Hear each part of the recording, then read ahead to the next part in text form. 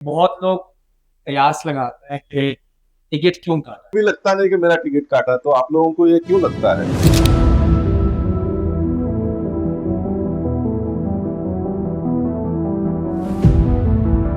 राजनेता के बेटे हो बेटी हो, मैं सच कहूँ तो उनकी भी बेटी हो पड़पोते हो, राजनीति उनको विरासत में राजनीति क्यों? विरासत में हर व्यक्ति को हर चीज मिलती है।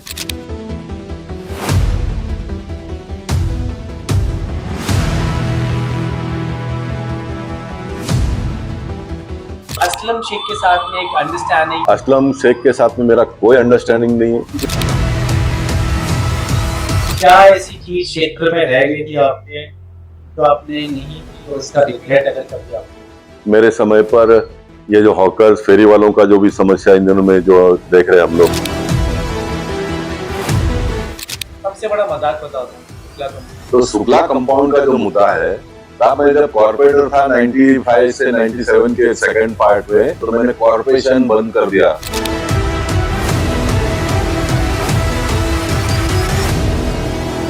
मुझे लगता है कि अपनी पार्टी जुमलों में ज्यादा यकीन करती है। ऑक्यूपेशनल सर्टिफिकेट, आपने जो जुमला की बात कही, ये कोई जुमला नहीं है। तकरीबन 3 दशक हो गए सर। वन विभाग के लोगों के घर का कोई स्टेटस नहीं। Any course of action you have for it? ये बहुत गंभीर मुद्दा है।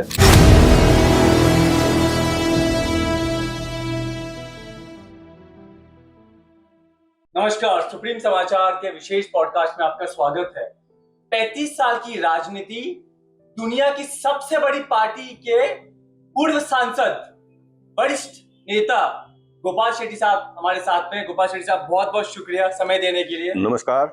दुनिया का तो नहीं कह सकता, लेकिन आपके क्षेत्र के लोग जानते हैं कि आप कौन है, कितना अच्छा काम आपने किया है, राजनीति में आपके मायने क्या है, कितने अच्छे काम डेवलपमेंट आपके हुए।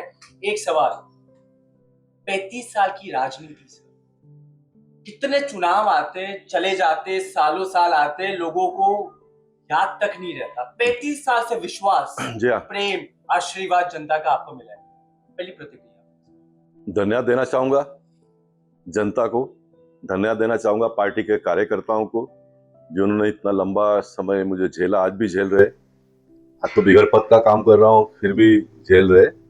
और मैं मानता हूँ कि बहुत कम लोगों को इस प्रकार का स्नेह, इस प्रकार का प्रेम, इस प्रकार का सपोर्ट मिला होगा। और मैं आज भी काम जो कर रहा हूँ इसीलिए कर रहा हूँ कि अब भी कर्ज मेरे माथे पर बाकी है लोगों का। इसलिए मैंने तो काम काज शुरू किया था काम करने के लिए, कोई पॉलिटिशियन बनने के लिए तो शुरू नहीं किया था। तो काम तो मुझे जीवन भर करना ही था। जो पद मिला, मौका मिला, उस पद के माध्यम से किया। और आज पद नहीं है तो भी कर रहा हूँ। अधिकारियों का भी सपोर्ट मिल रहा है। कोई भी अधिकारी, जिस दिन मुझे लगेगा कि मेरे पास पद नहीं, इसलिए अधिकारी मुझे रिस्पॉन्स नहीं दे रहा है, उस दिन मैं सोचूंगा क्या करने का। लेकिन जब तक अधिकारी भी सपोर्ट कर रहे हैं, चाहे पुलिस डिपार्टमेंट के लोग हो, सरकारी दरबार के लोग हो, पालिका के अधिकारी हो, सभी उसी नजरिया से आज भी देख रहे हैं, तो काम करते रहूंगा। सर, राजनीति अगर आपका क्षेत्र नहीं होती तो फिर आप कहाँ रहते सर? देखिए, सबसे पहले तो ये जो मीडिया के लोग और बाकी इन जनरल लोग भी कभी कभी राजनीति यानी बहुत गंदा काम है या तो अछूता क्षेत्र है, ऐसा जो एक मानसिकता बनाए, मैं इसके खिलाफ में हूँ। क्योंकि भारत देश ही ने तो दुनिया भर के लोग, दुनिया भर में डेमोक्रेटिक लोकशाही पद्धति से कामकाज चल रही है। और वो राजनीति हो गई ना, पार्टियां अलग अलग होगी, लेकिन ढांचा तो, बेस तो उसका राजनीति है। राजनीति है तो राजनीति से इतना घृणा लोगों को नहीं होना चाहिए। मैं इस बात से भी सहमत हूं कि पॉलिटिशियन लोगों ने कुछ आचरण, कुछ कामकाज इस प्रकार के किए जिससे उनको भी नीचे देखना पड़ रहा है और राजनीतिक लोगों को देखने का एक नजरिया लोगों का बदल गया है। ये बात सही है, लेकिन मैं कभी भी, मैं तो फ्लोर ऑफ द हाउस भी कभी कभी वहां पर भी इस प्रकार की डिस्कशन डिबेट होती है, तो मैं राजनीतिक नहीं, तो मैं तो कहता हूँ कि मैं राजनीतिक हूँ। जी, मैं राजनीतिक हूँ, तो मुझे कोई दिक्कत नहीं। शेट्टी साहब, सच कहूं तो लोग कहते हैं कि वादा खिलाफी अगर किसी से सीखनी चाहिए तो वो राजनेताओं से सीखे, लेकिन जितनी बातें आपने कही है आज तक, वो आपने कन्वर्ट की है, वो रियलिटी हुई है। yeah. एक दो बातें मैं आपसे सबसे पहले ये पूछूंगा सर। ओमकार बिल्डर्स का मामला, सीधा मैं एकदम पॉइंट पे आता हूँ सर, क्योंकि लोगों से बड़ा एकदम बेसाब हुआ, लोगों ने प्रोटेस्ट किया, जी। आपके कहने पे लोगों ने प्रोटेस्ट वापस लिए। स्टेटस को एनी अपडेट ऑन दैट, वो काम पूरे हुए? देखिए, बार बार मुझे लगता है कि दूसरी बार पॉडकास्ट में ये मुद्दा सामने आया है, जी तो आज मैं थोड़ा चेंज करके बताना चाहूंगा कि मुझे लगता है कि मैं ये मेरी गलती हुई है ऐसा मैं नहीं कहूंगा, लेकिन लोगों के साथ में गलत हुआ है इस बात को तो मैं कबूल कर रहा हूँ। क्योंकि वो लोग बहुत दिनों से वहां पर धरना पर बैठे थे और हाईवे पे बैठे थे, तो आते जाते समय मैं देख रहा था उनको और मुझे बहुत अटपटा लगा, इतने दिन से बैठे कोई इनका अगर तो लोकशाही का मतलब क्या होगा। तो मैं उनको जाके मिला, उनसे बातचीत किया, उनसे समस्या को समझने का प्रयास किया, तो मुझे लगा कि बहुत बड़ा गलत हुआ है, अन्याय हुआ है। और फिर मैं ओमकार बिल्डर के बाबूलाल वर्मा जी को मिला, कौशिक मोरे उनका जो पार्टनर था उनको मिला, और उनसे बातचीत करने के बाद में वो भी बहुत सकारात्मक मुझे दिखे। उन्होंने कहा कि साहब हम तो घर देने के लिए तैयार है, लेकिन सरकार निर्णय नहीं करती है। सरकार निर्णय नहीं करती है तो उनका जो भी बातचीत सुनने के समझने के बाद में मुझे लगा अगर सरकार आज भी निर्णय लेती है तो ये लोग घर देने के लिए तैयार है। फिर उन दिनों में प्रकाश मेहता जी हमारे मिनिस्टर थे, तो मैं सारी बातें मैं खुलकर कहूंगा, कुछ थोड़ा किसी को बुरा भी लगेगा तो उसमें से ही रास्ते निकलते हैं। मैं सबको कवर करके सेव करने जाऊंगा तो बात तो उसमें से बनने वाली नहीं। तो प्रकाश मेहता जी उन दिनों में मंत्री थे, तो मैं उनको जाकर मिला और उनसे बातचीत मैंने किया, तो उन्होंने मुझे कि आप चौथे व्यक्ति हो इस विषय को लेकर आने वाले। यानी उन्होंने मुझे थोड़ा हर्ट भी किया और मैं हर्ट हुआ था, लेकिन क्योंकि मैं बहुत ही गरीबी से आया हूँ तो और मैं अपने आप में बहुत प्रामाणिक हूँ तो मुझे फर्क नहीं पड़ता, लेकिन फिर भी ह्यूमन बीइंग तो हूँ ना। तो मुझे ये लगा कि इनको लगा कि मैं किसी का मराठी में जिसको सुपारी कहते हैं, हिंदी का शब्द का उपयोग नहीं करूंगा, अच्छा लगता नहीं है। अच्छे सभी सोसाइटी के लोग ये पॉडकास्ट देखते रहते हैं जी। तो जैसा मैंने किसी का सुपारी लेकर कॉन्ट्रैक्ट लेकर अच्छे शब्द का उपयोग करूंगा, ऐसा मुझे लगा कि उनका शायद ये सोच होगा। प्रकाश मेहता हमारे बहुत ही अच्छे पार्टी के नेताओं में से थे और वो भी मेरे जैसे ही ग्रास रूट से फील्ड वर्क करते करते आए और बड़े लंबे समय तक उन्होंने भी ये सिस्टम में काम किया। लेकिन मैंने जब उनको समझाया तो फिर वो बोले कि नहीं, मैं भी इस बात से सहमत हूँ। और उन्होंने मुझे घाटकोपर का उदाहरण दिया कि घाटकोपर में भटवाड़ी नाम की एक बस्ती है जिसमें मैक्सिमम महाराष्ट्रियन लोग रहते हैं जी। और वहां पर प्राइवेट लैंड पर ग्राउंड+1 का बना हुआ है, जो आज भी है, आज की जानकारी के लिए आज भी है। तो ये होना चाहिए करके उन्होंने कहा कि देखिए आप कोशिश करिए, मुख्यमंत्री जी को कहिए। उन्होंने मुझे कहा कि मुख्यमंत्री जी को कहिए। मुख्यमंत्री जी देवेंद्र फडणवीस जी थे जी।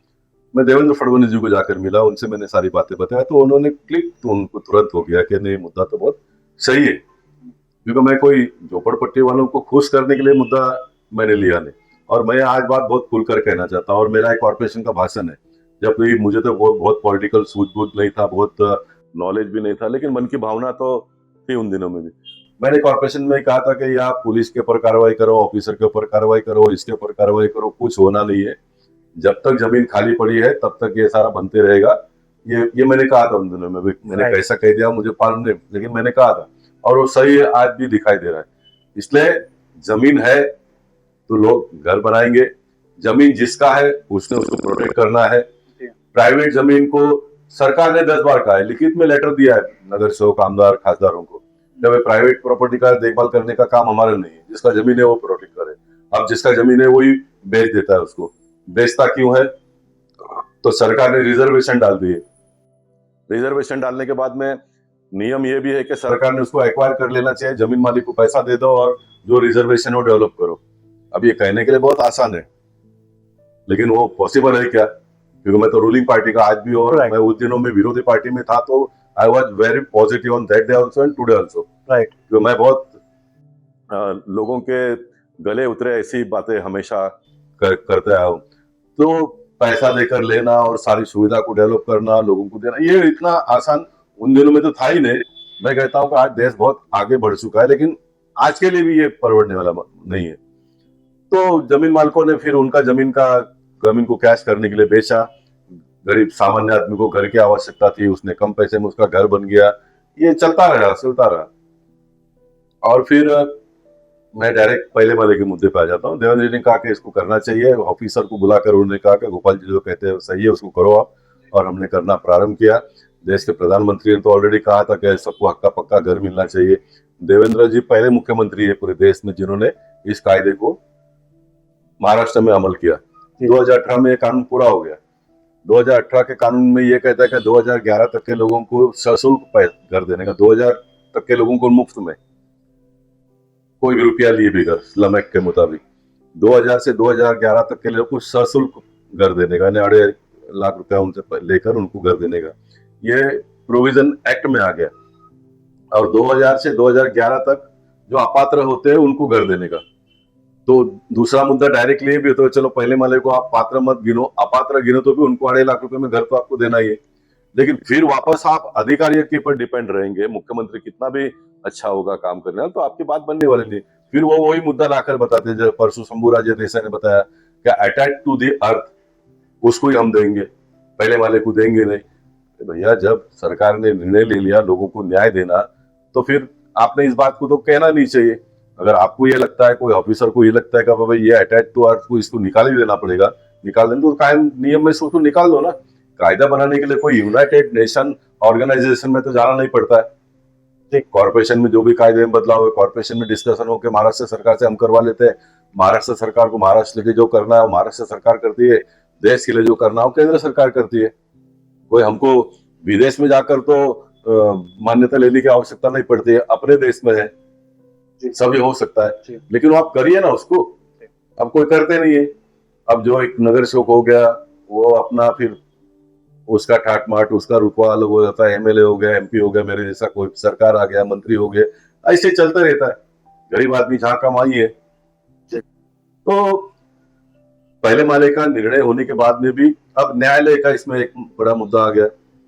कायदा बनते समय कुछ लोग न्यायालय में गए थे, तो न्यायालय ने जूना कानून के हिसाब से जजमेंट दे दिया कि जूने कानून में पहले माले का प्रोविजन नहीं है, तरतूद नहीं है। तो ये जो कायदा बन रहा था वो आदमी ने अधिकारी ने पढ़ लिया, उसने फिर रिपोर्ट में ले लिया कि कोर्ट ने अभी जजमेंट दे दिया। अरे भैया कोर्ट ने जजमेंट जूने कानून के हिसाब से दे दिया, आपने कानून में बदलाव कर दिया। कानून को बदलाव करने का आपको पूरा अधिकार है, उसमें न्यायालय और न्यायाधीश को बीच में नहीं आते। ऐसा कोई मसला होगा जिसे एक न्याय बदली करते समय दूसरे व्यक्ति को तकलीफ हो सकती है, उसमें सुओ मोटो निर्देश न्यायालय ने 10 बार दिया है, आने वाले दिनों में भी देंगे। लेकिन किसी भी सरकार को कानून बनाने से वंचित करना, कानून बनाने से रोकने का काम न्यायालय नहीं है, न्यायालय का नहीं है। मैं बहुत जवाबदारी के साथ में कहता हूं, कानून में कुछ त्रुटि होगा तो उसको सुधार करने का पूरा अधिकार न्यायालय को है। लेकिन वो न्यायालय ने जजमेंट दे दिया 2021 में, इसलिए फिर वापस वही स्टोरी लिख दिया, फिर वही स्टोरी लिख दिया, तो ये सब वही पकड़ते हैं। लेकिन मैं एक ऐसा आदमी हूं जो मैं जमीन से आया हूं, इस मुद्दे को पहले दिन से लिया हूं, तो मैं इसको बिल्कुल छोड़ा नहीं है। फिर मैं सुप्रीम कोर्ट में भी मैंने केस फाइल किया है, सुप्रीम कोर्ट ने 2 बार। अब ये मोदी जी जब ईज ऑफ डूइंग बिजनेस की बात करते हैं, सुप्रीम कोर्ट ने साहब 2 बार महाराष्ट्र सरकार को कहा कि आप रिप्लाई फाइल करो, अभी तक रिप्लाई फाइल नहीं हुआ है, एफिडेविट फाइल नहीं, अभी तक रिप्लाई फाइल नहीं हुआ है कि आप क्या करने वाले हो। महाराष्ट्र सरकार कहेंगे हम नहीं करने वाले, तो खत्म हो गया, हमारा रिट पिटीशन डिसमिस कर देंगे, पूरा कर देंगे। लेकिन अभी तक रिप्लाई फाइल नहीं किया है। महाराष्ट्र सरकार ने एसआरए लेटर सबमिट किया है कि हम 1976 तक के लोगों को देंगे। फिर मैं उसके पीछे पड़कर कहा कि 76 करने से कुछ प्रॉब्लम सॉल्व होने वाला नहीं, वहां का वहीं हो जाएंगे हम, आप 2000 तक करिए। फिर इसमें मुद्दा यह आ गया कि इसमें सरकार के ऊपर बर्डन कितना आएगा। मैंने उनको प्रूव करके दिया कि सरकार के ऊपर 1 रुपए का बर्डन नहीं आएगा। लेकिन आज भी अधिकारी लोग 2 मत के, कुछ लोग बोलते हैं बर्डन नहीं आएगा, कुछ लोग कहते हैं कि बर्डन नहीं आएगा। मैं अधिकारियों को आपके पॉडकास्ट के माध्यम से ये सवाल पूछना चाहता हूँ कि 2000 से 2011 तक आपने किया तो उसके ऊपर बर्डन नहीं आ रहा है क्या? जी, पहले वालों की संख्या बहुत कितनी सीमित है, 2000 से 2011 तक के लोगों की संख्या तो बहुत ज्यादा है, तो उसके ऊपर बर्डन नहीं आ रहा है सरकार के ऊपर। ये मंत्री ने और उसके ऊपर के लोगों ने उस अधिकारी को पूछना चाहिए, तो 1 मिनट में वो सीधा हो जाएगा कि what nonsense you are talking. इसका जवाब दो। 2000 से 2011 तक का इतने बड़े क्वांटम लोगों को हम घर देने वाले हैं सशुल्क, तो वो अधिकारी बहुत तो कहेगा कि साहब उनके पास तो हम 2.5 लाख रुपए ले रहे, तो सरकार ये कहे कि भाई इनके पास से भी 2.5 लाख रुपए ले लो, खत्म करो ना, जान छोड़ो ना। इसलिए मैं आज आपके पॉडकास्ट के माध्यम से इस मुंबई शहर के गलती से भी कोई बड़े बुद्धिमान रिटायर्ड न्यायाधीश अगर मेरी बात को सुनते होंगे तो मैं उनको कहना चाहता हूं कि आप सरकार को आदेश करिए, गोपाल शेट्टी सब गलत बात करता है, सुओ मोटो पर एक्शन लो। मैं को अपील पे नहीं जाऊंगा। मैं कह रहा हूं, मैं अगर गलत कहता हूं, मैं सरकार का समय बिगाड़ता हूं तो मुझ पर वो कार्रवाई करे। मैं अभी ललकार रहा हूं, सिस्टम के लोगों को ललकार रहा हूं, न्याय प्रणाली के लोगों को ललकार रहा हूं। लोकशाही है, इसका मतलब आप कुछ भी नहीं करोगे तो वो लोकशाही नहीं है। तो सुओ मोटो मेरे पर एक्शन ले, या तो फिर वो सिस्टम के लोग सरकार को कहे कि गोपाल शेट्टी सही कह रहा है, तो पूरा करो, खत्म करो। टेक्निकली आप एकदम सही है शेट्टी साहब। तो ओमकार के लोगों का ये जी। मैं कह रहा हूँ कि फिर मैंने सबसे बात करके उनको फिर मैं बाबूलाल वर्मा जी को मिला और उनसे बातचीत करके मतलब इनका भाड़ा बीड़ा तो देता, तो फिर उन्होंने 1 करोड़ रुपया दिया सबको जी। और पूरा नहीं दिया था, लेकिन 1 करोड़ रुपया देकर उन्होंने कहा कि इनको आप पोर्शन वापस लेने लगाइए, सरकार जिस दिन कहेगी उस दिन हम इनको घर दे देंगे। अच्छा, ओमकार ने उनको नाला सुपारे में घर दे दिया जी। यहाँ नहीं हुआ तो उनका एग्रीमेंट में ही था, हम आपको पर्याय जगह दे देंगे। तो लेकिन नाला सुपारा का घर का वैल्यू कितना है? यहाँ से 25% वहां का। Absolutely 1/4 of it. हाँ बिल्कुल। हाँ, तो हमारा ये कहना है कि नाला सुपारा का घर आप वापस ले लो, इनको यहाँ पर कर दो। अब ये आपको बताता हूँ मैं, अभी भी मेरे पॉडकास्ट को कोई भी सुनतेगा तो मुंबई शहर के बाकी सारे पॉलिटिकल पार्टी के लोगों ने भी थोड़ा जागरूकता से काम करने की आवश्यकता है। अब ये कानून बनाने के बाद में कहेंगे कि अब ये इसके बाद के लोगों को हम देंगे, यानी जो बेघर हो गए उसको हम नहीं देंगे, तो ये वापस वहां के वहां आ गए। इसलिए मेरा रिकॉर्ड पर लेटर है कि जिनका एनेक्सर में नाम है जी। वो सारे लोगों को कायदा बनने के बाद में भी आपने घर देना चाहिए। वो उसका बेघर आपको उसने किया है, आपने उसको किया है। बिल्कुल। बिल्डर ने किसी को 5 लाख 10 लाख 15 लाख रुपए देकर बाहर निकाला भी, भेजा भी होगा, तो 15 लाख रुपए वापस ले लीजिए आप, 10 लाख दिया तो 10 लाख वापस ले लो और उसको घर दो। ये लोकशाही है।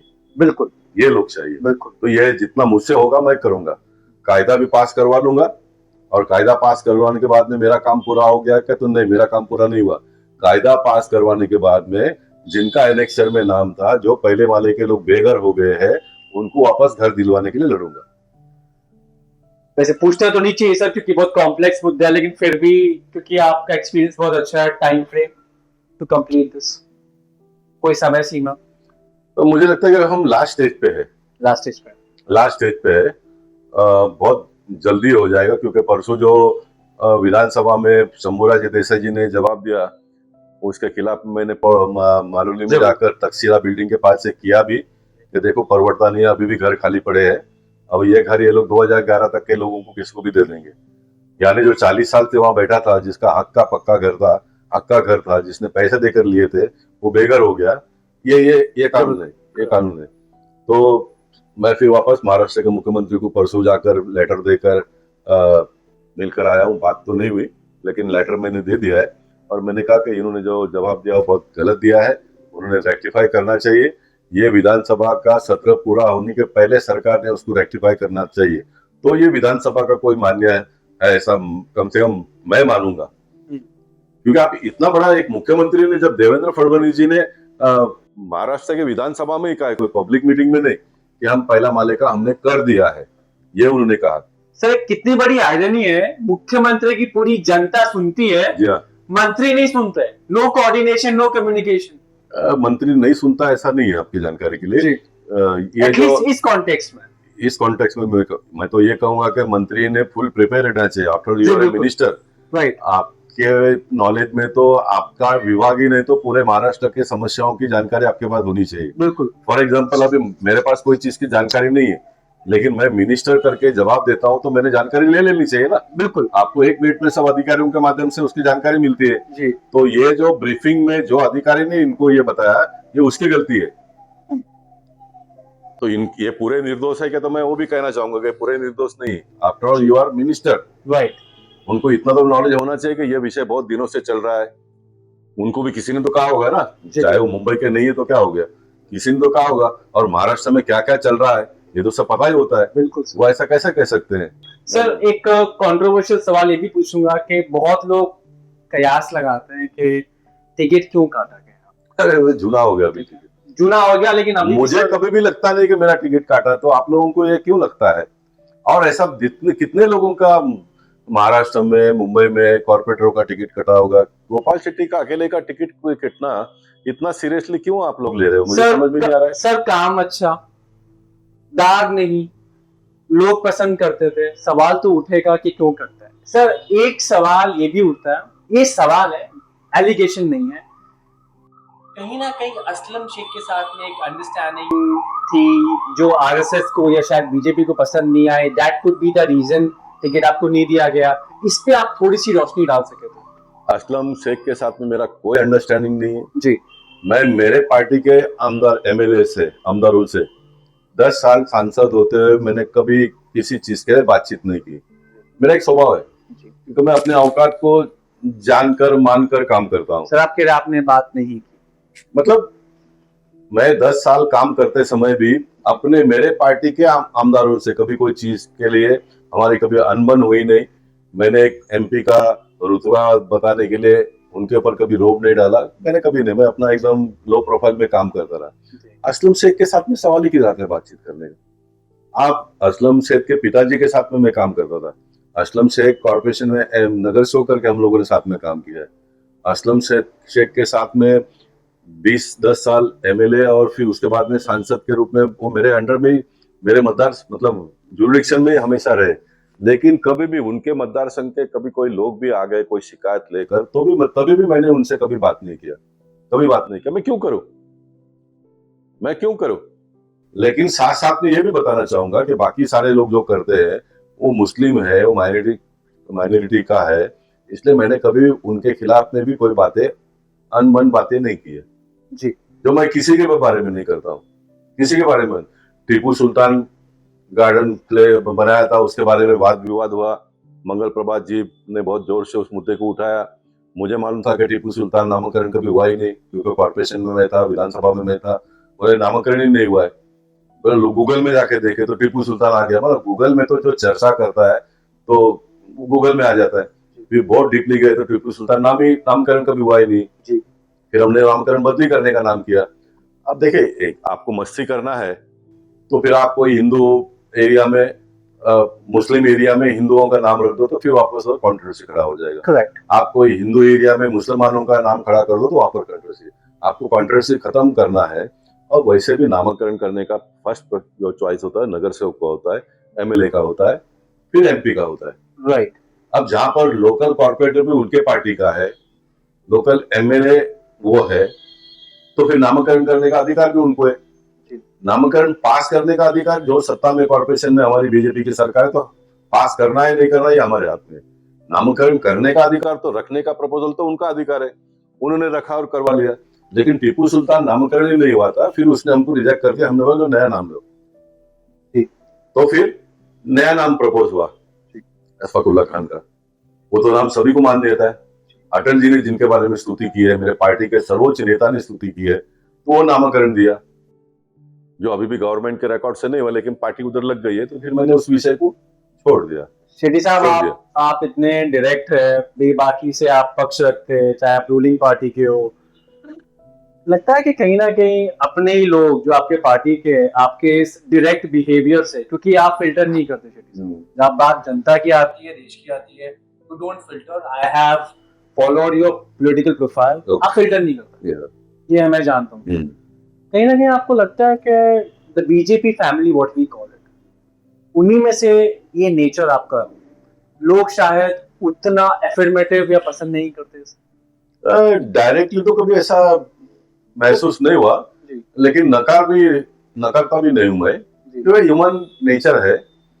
कोई भी व्यक्ति को ज्यादा लोग देखे, घर में 4 भाई है तो माँ अगर एक आध बच्चे को ज्यादा प्यार करती है तो बाकी भाई लोग नाराज हो जाते हैं, तो घर परिवार में है। तो फिर पॉलिटिक्स में होना तो स्वाभाविक है। लेकिन जहां तक मेरा सवाल है तो मेरे सामने ऐसा कभी खुलकर किसी ने किया नहीं और वैसा मुझे कभी ट्रीटमेंट भी किसी ने नहीं दिया। लेकिन ये बात आपकी मैं एक्सेप्ट कर रहा हूँ कि महसूस करते हैं लोग, जेलसी नाम की जो चीज है वो होती होगी, क्योंकि मेरे पास बहुत सारे लोग आते हैं, मेरी लोकप्रियता बढ़ रही है, तो ये होता है। मेरे पास मुझे 100% नहीं है क्या, तो ये भी मैं कहूंगा तो खाली कहने के लिए होगा। परसेंटेज में ज्यादा कम हो सकता है कि जितना आपको होता है उससे मुझे कम होता है, तो कुछ परसेंट तो मुझे भी होता ही है। अगर नहीं होता तो फिर I am not a human being. Let me make it very clear. आपके एक पॉलिटिकल अपोनेंट है, उनका नाम नहीं लूंगा मैं, तो उन्होंने एक बात कही आपके बारे में कि टिकट कटने के बाद में आप पॉलिटिक्स में ज्यादा सक्रिय हो गए, एक्टिव हो गए। Yeah. कह सकते हैं, is it right? Is it right? 100% right. ज्यादा सक्रिय नहीं हुआ मैं, लेकिन मेरा अभी काम करना ये लोगों को दिखाई दे रहा है। उसका कारण है जी, क्योंकि पहले मैं एमपी था तो लोगों को लगता है इसका काम है, नहीं करते हैं। लेकिन अभी मैं एमपी नहीं हूँ, किसी पद पर नहीं हूँ, मैं काम कर रहा हूँ तो ये लोगों को दिखाई दे रहा है। समझिए ना, ये लोगों को दिखाई दे रहा है, इतना ही फर्क है उसका। लेकिन काम तो मैं पहले भी जितना घंटा करता था उतना ही घंटा करता हूँ। बहुत प्रामाणिकता से कहूँ तो अभी मैं 10 बजे के बाद में बाहर आप मुझे नहीं देखोगे, बिल्कुल बिल्कुल नहीं देखोगे। आई नो तो कम हुआ है, जी, लेकिन मैं इस बात को फिर मानता हूँ कि निश्चित मेरी लोकप्रियता मैं खुद मानता हूँ कि जब मैं एमपी था उससे बढ़ गई अभी, क्योंकि भगवान की कृपा हो या तो सिस्टम का सपोर्ट कहो, जो 2-4 मुद्दे मैंने बाद में जी। लिए वो सारे यशस्वी हो गए और सारे के सारे टची मुद्दे थे। उदाहरण के तौर पर नेशनल पार्क का, जी, फॉरेस्ट लैंड का correct. मुद्दा हो, केतकी ऑक्यूपेशन सर्टिफिकेट का हो, केतकी पड़ा हो, फसलों का मुद्दा तो मैं चला ही रहा हूँ। ऑक्यूपेशन का जो मुद्दा वेलिंगटन सोसाइटी का कोर्ट ने कहने के बाद में मैं उस पर कूद पड़ा। वो लैंडमार्क था इस प्रकार के सारे मुद्दे भी आ गए जो सभी को छू गया, झोपड़पट्टी वालों को भी छू गया, मल्टी स्टोरी बिल्डिंग में रहने वाले लोगों को भी छू गया। तो मुझे लगता है कि भगवान की कृपा है मेरे ऊपर। शेट्टी साहब, एक बात आपसे पूछूंगा, ये अनुभव के बेस पे है। बहुत लोग कहते हैं कि भारत की फॉरेन पॉलिसी उतनी स्ट्रांग अभी नहीं रही। लोग ये भी कहते हैं कि बीजेपी समहाउ सकमिंग टू अमेरिका। वो गोरे हमें बता रहे हैं कि टैरिफ ट्रेड क्या होना चाहिए? क्या आप इस बात से सहमत है? अगर नहीं है तो क्यों? देखिए, बड़ा विषय है जी, बड़ा विषय है और मैंने हमेशा एक लाइन मेंटेन किया है जी, आपने सभी बातों पर जवाब देना चाहिए और सभी विषयों पर आपने कूदना चाहिए, इसकी कोई आवश्यकता नहीं। बहुत बड़ा देश है, बहुत सारे लोग काम करते हैं, लेकिन इतना मैं जरूर कहना चाहूंगा कि अमेरिका को आज सुपर पावर माना जाता है। जी, बरोबर है? बिल्कुल। आपको लगता है कि अमेरिका भी आज तकलीफ में है करके? बिल्कुल तकलीफ में है ना? बिल्कुल तकलीफ। तो जब अमेरिका तकलीफ में है तो फिर भारत के ऊपर कुछ लोगों ने कुछ बातें करना ये स्वाभाविक है, तो बहुत चिंता करने की कोई आवश्यकता नहीं है। और जब क्राइसिस आ जाता है, देखिए हमारे घर के बगल में भी किसी व्यक्ति का अगर देहांत हो जाता है तो हमारे घर पर भी उसका असर पड़ता है ना, पड़ता है ना जी। तो जब ये वर्ल्ड क्राइसिस जब हो रहा है तो ये इस प्रकार की बातें बनती रहेगी, होते रहेगा। कुछ बातें आपको कहनी भी पड़ेगी, कुछ सुनना भी पड़ेगा, तो कहने और सुनने के लिए लोग हैं। शेट्टी साहब, आज दिल से एक बात बताइएगा, मैं आपसे एकदम रिस्पेक्टफुली और एकदम दिल से पूछना चाहता हूँ, क्या कभी टॉप लीडरशिप जब आप एमपी थे, कभी कोई अनड्यू प्रेशर कि ये काम ऐसे करना है, ऐसे नहीं करना है, तो बात आपको उचित नहीं लगी? नाम मत लीजिए चलेगा, लेकिन कोई ऐसा नहीं, नहीं, incident which was not okay in you? नाम लेने में भी कोई दिक्कत नहीं है जी। नाम लेने देखिए, अगर मैं अपने कोई मुद्दे पर बहुत स्ट्रांग हूँ जी, और फिर मैं चुप रहूंगा तो फिर मैं अपने साथ अन्याय करता हूँ जी, If I am 100% perfect on Correct. any subject or point, then I should be with it. Right, I should not leave it. जी, तो उसमें जो भी दिक्कतें आती है वो भी आपको कहना पड़ेगा। सुनने वाले 10 में से 6 को लगेगा सही है, 4 को लगेगा गलत है, कुछ दिन के बाद में उसमें से भी 2 लोगों को सही लगेगा, आप 8 पे पहुंच जाओगे। ये तरीका और ये सिस्टम है जो काम करने का। जी, जहां तक आपका जो सवाल है, वैसे मैं अपने काम से काम रखने वाला व्यक्ति हूँ। जी, मैं कोई बड़े लोगों को बहुत मिलना, ये करना, वो जी। करना, ये मेरे स्वभाव में पहले दिन से ही नहीं रहा। ये सही है ऐसा मैं नहीं कहता हूँ, क्यों रहना चाहिए, उसमें बुराई क्या है?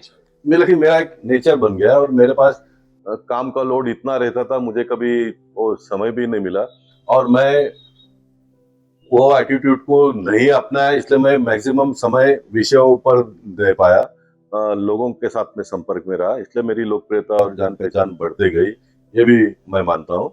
इसलिए मैं ऐसा कोई बड़े लोगों के टच में महाराष्ट्र में भी नहीं रहा और दिल्ली में तो रहने का उतना कोई सवाल ही नहीं है। पार्टी का एक गाइडलाइन है, क्या कहना, क्या नहीं कहना, क्या करना, क्या नहीं करना, इसके बारे में तो मीटिंग में बार बार बताते रहते हैं। कभी किसी ने कोई गलती किया तो उसको कहने का काम भी ऊपर के लोग हमारे पार्टी में तो करते हैं। इसलिए हमारे पार्टी एक डिसिप्लिन पार्टी के रूप में माना जाता है। और बाय एंड लार्ज अन्य पार्टियों से हमारे पार्टी में आपको लाइन मेंटेन करने वाले लोग मिलेंगे।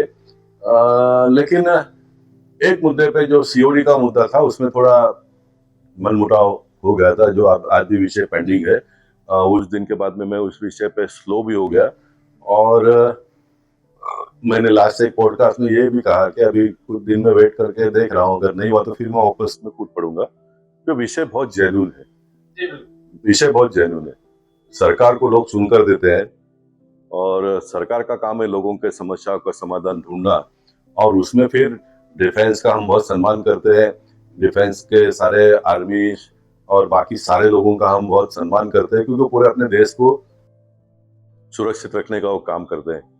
लेकिन मेरा ये मानना है कि उतना भी आप सम्मान मत करिए कि सारा खत्म हो जाएगा। ये भी तो नहीं करना चाहिए ना, ये भी तो नहीं होना चाहिए। तो पूरा सरकार का कानून बनने के बाद में कोई ऑफिसर चिट्ठी लिखकर कॉर्पोरेशन के ऊपर प्रेशर लाकर काम रोकेगा और लोगों को घर मिलने से वंचित करता होगा, तो ये ठीक नहीं है। हमारे पार्टी के विधायक अतुल भातखल ने महाराष्ट्र के विधानसभा में मुद्दा उठाया है। देवेंद्र फडणवीस जी पहले दिन से ही एक ही लाइन पे है, वो भी केंद्र के साथ में बार बार मिलकर रास्ता निकालने का पूरा प्रयास उन्होंने किया है। लेकिन हम लोगों को कभी भी उन्होंने नहीं कहा कि आप इसमें कुछ मत करिए करके। हमको ये हमेशा कहा है कि ये बराबर है, महाराष्ट्र सरकार ने इसका जीआर निकाला है तो इसको हमको आगे ले जाना है। ये उनका हमेशा का लाइन रहा है, हमेशा का लाइन रहा है। लेकिन पेंडिंग है, अभी लोग बड़े हैरान परेशान हैं, लेकिन मैं बहुत ही जल्दी उसमें भी वापस एक्टिव हो जाऊंगा। यदि साहब राजनेता के बेटे हो, बेटी हो, या सच कहूं तो उनकी भी बेटी हो, पटोते हो, राजनीति उनको विरासत में, क्या आपने रोक के रखा अपने बेटे को राजनीति में? देखिए, राजनीति क्यों, विरासत में हर व्यक्ति को हर चीज मिलती है। आपके पिताजी के पास बहुत है तो आपके बेटे को बहुत मिलेगा। मेरे पिताजी के पास नहीं था तो मुझे कुछ नहीं मिला। मेरे बेटे को जो मुझे नहीं मिला वो देने का प्रयास मैंने किया, तो विरासत में आया ना। तो विरासत में हर व्यक्ति को हर चीज मिलती है। मेरे पार्टी का भी जो लाइन इन दिनों में चालू है परिवारवाद का, परिवार में से किसी ने राजनीति में नहीं आना चाहिए, ये लाइन ही नहीं, तो खत्म हो जाएगा। देखिए, एक व्यक्ति को डेवलप होने में बहुत सालों साल लगते हैं और वो सालों साल में उनके घर परिवार के लोगों का भी उसमें उतना योगदान है, राइट। फॉर एग्जाम्पल मेरा बेटा है, अब मैं भारतीय जनता पार्टी का एमपी करके काम किया, इतना लंबा समय मैंने काम किया है। मेरा बेटा बिल्कुल पॉलिटिक्स में नहीं है, लेकिन मेरे बेटे को इतना ध्यान में रहकर जीना पड़ता है कि मेरे पिताजी का समाज में क्या इज्जत है, क्या रिस्पेक्ट है। इसलिए अन्य बाप के बच्चे जो करते होंगे वो करने से मेरा बच्चा वंचित रहता है ना, उसका भी मन होता होगा ना। देखिए, हर व्यक्ति के, आपके मेरे जीवन में सब, हम लोग टीनेज में सब के मन में ये सारी बातें आती है, जो कोई ज्यादा करता है, कोई कम करता है, लेकिन वो कुर्बानी दे रहा है ना, वो कुर्बानी दे रहा है। तो फिर जो वारसा में जिसको कहे विरासत में जो आता है वो उसमें उसको, मेरे बच्चे को मिलेगा तो उसमें क्या दिक्कत है उसको। इसलिए मेरे बच्चे ने राजनीति में आना नहीं चाहिए, ये मैंने कभी भी नहीं तय किया। लेकिन मेरे बच्चे को मैंने राजनीति में इन्वॉल्व भी नहीं किया। तो मैं आपको बहुत ईमानदार से बताता हूँ, देखिए मैं बन गया, मैं सेट हो गया, बाकी तो मैं पॉलिटिक्स और राजनीति को बहुत नजदीक से देखा। इसलिए मैं हमेशा ही चाहता कि मेरा लड़का व्यवसाय में सेट हो। उसके बाद में उसको अगर इच्छा होगा तो जरूर करे, उसमें मुझे कोई दिक्कत नहीं है, लेकिन पहले अपने आप को स्टैंड कर ले। इसलिए मैंने उसको कभी भी राजनीति में लाया नहीं। लेकिन कोई भी पॉलिटिशियन के बच्चे राजनीति में ना आए, इस मत का मैं नहीं हूँ। लेकिन मैं इस मत का भी हूँ कि मैं अगर एमपी हूं तो फिर उस एमपी क्षेत्र का विधायक मेरे बच्चे ने होना चाहिए, ये कोई जरूरी नहीं है। मैं अगर एमएलए हूं तो मेरा बच्चा कॉर्पोरेटर हो, ये जरूरी नहीं है। होता है तो उसमें कोई बुरी बात नहीं है। कुछ परिसर ऐसे है जिसमें कोई इंटरेस्ट ही लेता नहीं है, तो फिर उनके बच्चे आएंगे तो उसमें क्या बिगड़ता है। इसलिए इसका आप एकदम फिक्स कानून नहीं बना सकते। आप अगर एमएलए तो आपका बच्चा नगर सेवक बनेगा ही नहीं, आप एमपी है तो आपका भाई या तो आपका बच्चा एमएलए बनेगा नहीं। लेकिन बाय एंड लार्ज दूसरे पार्टी के कार्यकर्ताओं को भी थोड़ा सम्मान देना चाहिए। और एक टोटल रिस्पॉन्सिबिलिटी की जब हम बात करते हैं, समझो अभी मैं गोपाल शेट्टी करके नगर सेवक से एमपी तक 30-35 साल का सफर मैंने पूरा किया, मेरे मतदार संघ के लोगों को नेतृत्व किया। अब मेरा बच्चा भी वापस आके वो 15-20 साल अगर खड़ा करता उसमें जुड़ जाता है तो 50 साल एक ही समाज का व्यक्ति नेतृत्व करता है, ये भी सिस्टम डेवलप हो जाएगा ना। तो क्यों दूसरा कोई समाज का व्यक्ति को आगे आने का मौका न मिले? इसके लिए भी हमको स्पेस बनाना पड़ेगा ना, बनाना पड़ेगा। हाँ, अब मेरे बच्चे को समझो इस चुनाव में मैं पार्टी के साथ में लड़ झगड़ कर कहता था, देखे दूसरे लोगों का और मेरे केस में अलग है, मैं आज कोई पद पर नहीं हूँ, तो मेरा बच्चे का टिकट तो 100% बनता ही था, तो मैं उसको खड़ा करके जिता के ला सकता था। लेकिन मैंने वो देखे एक नया कुछ ना कुछ, जब मैं बहुत सारी बातें नई करता हूँ तो यहाँ पर भी मैंने ही कुछ नया करना चाहिए, ऐसा मैंने तय किया था। और उसमें मुझे मेरे बच्चे ने भी सपोर्ट किया था, मैं कहूँगा उसने कभी भी मेरे लाइन को क्रॉस करने का प्रयास नहीं किया, डायरेक्टली इनडायरेक्टली। आप एक बहुत ही स्वीट कंप्लेन शायद होगी, बहुत स्वीट कंप्लेन है। अब सुबह सनराइज से स्टार्ट होती है, लोगों की कितनी भीड़ होती है मुझे बता नहीं सकता। 10 o'clock 10:30 तक you end up your work, Yeah. getting ready for another day. Yeah. Wife ने कितनी शिकायतें की अपनी? कभी भी नहीं शिकायत किया, इसलिए तो मैं सफल हुआ हूँ, क्योंकि वो भी देखिए मेरे जैसे सामान्य घर से आई थी। टू बी वेरी फ्रैंकली अगर बताऊं तो जो घर से आई थी तो उसको यहाँ पर सम्मान, रिस्पेक्ट, ये वो सारा मिल गया। तो एक एक्स्ट्रा ताकत भी आपको कुछ पाने के लिए कुछ खोना पड़ता है, ये तो दस्तूर है, बरोबर है ना, कुछ पाने के लिए कुछ खोना पड़ता है। तो यहाँ पर आप कुछ पाते हो तो थोड़ा मन को तो कहीं ना कहीं मारना ही पड़ेगा ना। और ये तो सिर्फ बातें हैं, ऐसे जो पॉलिटिक्स में नहीं है या तो कोई बहुत बिजी नहीं है, वो कहाँ अपने पत्नी को लेकर रोज घूमने जाते हैं, मुझे बताइए ना। ये तो खाली बातें हैं। लेकिन इस बात का मैं कबूल भी करता हूँ कि मेरे पत्नी ने, मेरे घर परिवार के बच्चों ने कुछ बातों का सेक्रीफाइस भी किया है। हाँ, लेकिन कंपेंसेट करने के लिए उनको समाज से रिस्पेक्ट भी तो मिला है ना, मिला है। बहुत अतुलनीय बात है, तो एक पार्ट ऑफ द लाइफ है, सब चलता रहता है। क्या ऐसी चीज क्षेत्र में रह गई थी आपने तो आपने नहीं की और उसका रिग्रेट अगर कभी आप दुनिया में ऐसा कोई भी व्यक्ति नहीं है और कोई भी ऐसा काम नहीं कि जो नहीं हुआ है समय के मुताबिक। अब जब मेरे समय पे जो जो आवश्यकता था वो सारा मैंने किया, अब समय बदल गया है, अब बदल गया तो काम का भी सारा बदलाव दिखाई दे रहा है आपको। अभी उदाहरण के तौर पर समझो मेरे समय पर ये जो हॉकर्स, फेरी वालों का जो भी समस्या इन दिनों में जो देख रहे हैं हम लोग, उतना हार्ड नहीं था, क्योंकि सोचने का तरीका लोगों का, स्टैंडर्ड ऑफ लिविंग उसको मैच करता था तो सब चल गया। अब पढ़ लिख कर लोग होशियार हो गए, फाइनेंशियली भी स्ट्रांग हो गए, बिल्डिंग भी बहुत अच्छी तरह का सेकंड फेज का रीडेवलपमेंट हो गया, तो उसके सामने वो फेरी वाला कपड़ा विपड़ा डालकर बैठेगा तो कितना उचित है, तो ये शोभा नहीं देता वो पूरे बिल्डिंग को, तो नहीं चलेगा। मैंने उस समय पे चला लिया, लेकिन आज मुझे अगर कोई पूछेगा तो मैं भी कहूंगा कि नहीं, इसमें बदलाव की आवश्यकता है। लेकिन साथ साथ में मैं ये कहना चाहता हूं कि lakhs of people are depending on this work. ये कोई और मेरा पहले चॉइस था, भाजी पाला, फल फ्रूट ये बेचने वाले लोगों को हमको बिठाना पड़ेगा। ये भी बिठाना क्यों पड़ेगा कि पर्याप्त मार्केट हम बना नहीं पाए। जहां पर मार्केट के रिजर्व प्लॉट थे वहां पर झोपड़पट्टियां बन गई, नया मार्केट हम बना नहीं पाए। पॉपुलेशन समय से पहला दुगना हो गया। जो 2025 में हमने पॉपुलेशन एक्सपेक्ट किया था वो हमने 2000 साल में मीट कर लिया, यानी पॉपुलेशन दुगना हो गया और सुविधा पहले से ही कम थी, तो लोग बैठे चल गया। अब डायरेक्टली अगर मैं विषय पे आऊं तो बहुत बड़ा विषय है। हमको आने वाले दिन अभी बाइंडिंग ये जो बाइंडिंग कमेटी की सब सारी बातें वगैरह कुछ नहीं होने वाला है। मैं इसलिए बोल रहा हूँ कुछ नहीं होने वाला, तो मेरी बात को सुनकर भी अगर कोई करता है, इम्प्लीमेंट होता है तो हमेशा का भला हो जाएगा। कुछ नहीं होगा, कुछ नहीं इसलिए होगा कि मैंने अपने आंखों से देखा है। कुछ सोसाइटी के लोग विरोध करते हैं, कुछ नगर सेवक विरोध करेंगे। नगर सेवक का काम क्या है? सोसाइटी वाले तो जिसके भी सामने आप बिठाओ तो वो ना ही कहने वाला है, तो नहीं नहीं नहीं, यह सोसाइटी का विरोध है, यहाँ का हमको वोट नहीं मिलेगा। मेरा भी वही पोजीशन था ना, लेकिन मैंने जबरदस्ती से साई बाबा नगर पे सब कुछ समझाकर बिठाया और वो एक मॉडल बन गया था। उन दिनों में भी बोरली का एक मॉडल बन गया, साई बाबा नगर में हॉकर्स लोग किस तरह से बैठे हैं, कोई परेशानी नहीं है, ये देखने के लिए लोग आते थे, ये देखने के लिए आते थे। तो आपको व्यवस्था उसकी करनी पड़ेगी। ये हॉकर्स को आप तय कर दो कि 3 महीना ये बिल्डिंग के सामने बैठेंगे, उसको निकाल दो 3 महीना सामने, जैसे पार्किंग के लिए हम लोग कभी मंडे इधर, ट्यूसडे उधर, वेंसडे इधर, वैसे आपको कुछ करना पड़ेगा, तो सोसाइटी के लोग भी विरोध नहीं करेंगे।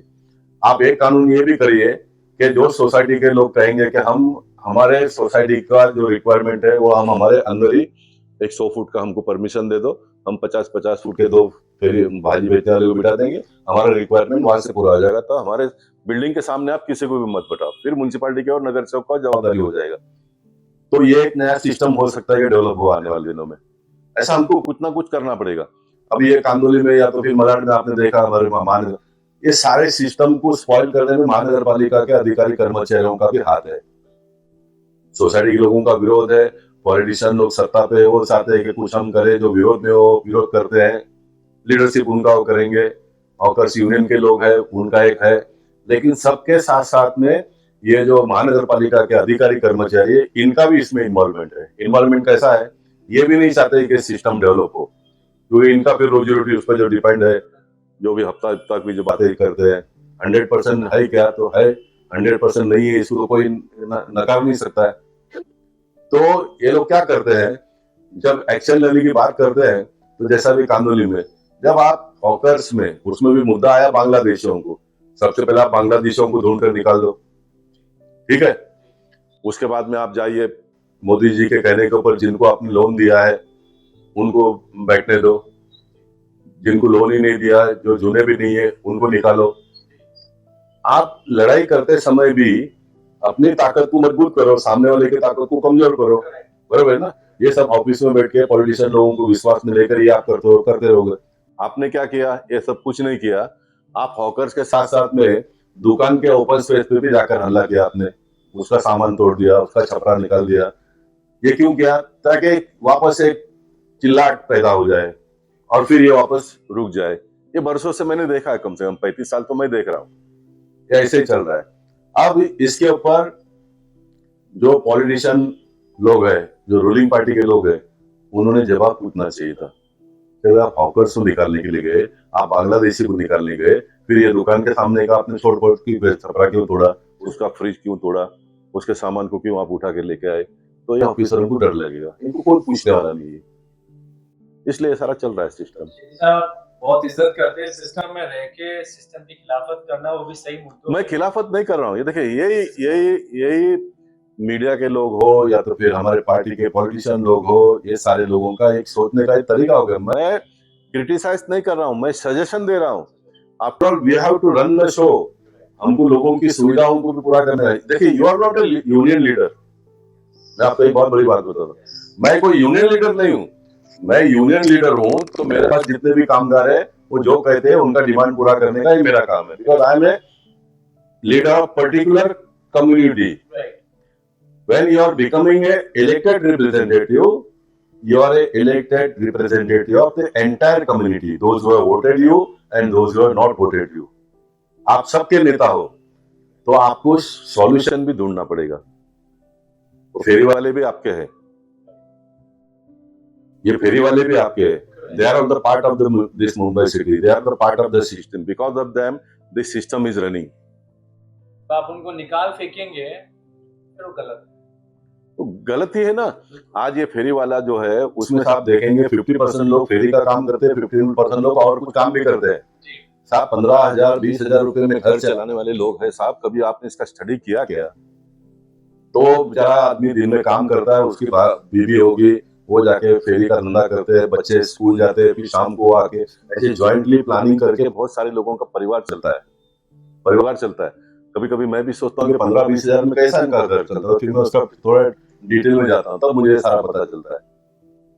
वो फिर शाम को जाके 4 घर का काम भी करती है बहन हमारी, तब उसका परिवार चलता है साहब, तब वो परिवार चलता है। तो ये आपको और हमको समझना पड़ेगा। मैं आपकी जब बात करता हूँ, मीडिया को भी समझना पड़ेगा। आज हमारे देश का मीडिया क्या हो गया है, कोई आंदोलन करता है तो 50,000, 25,000, 10,000 जो भी पब्लिक होगा वो एक दिन चला लेंगे और उसको बोले आंदोलन किया, आंदोलन किया, आंदोलन किया।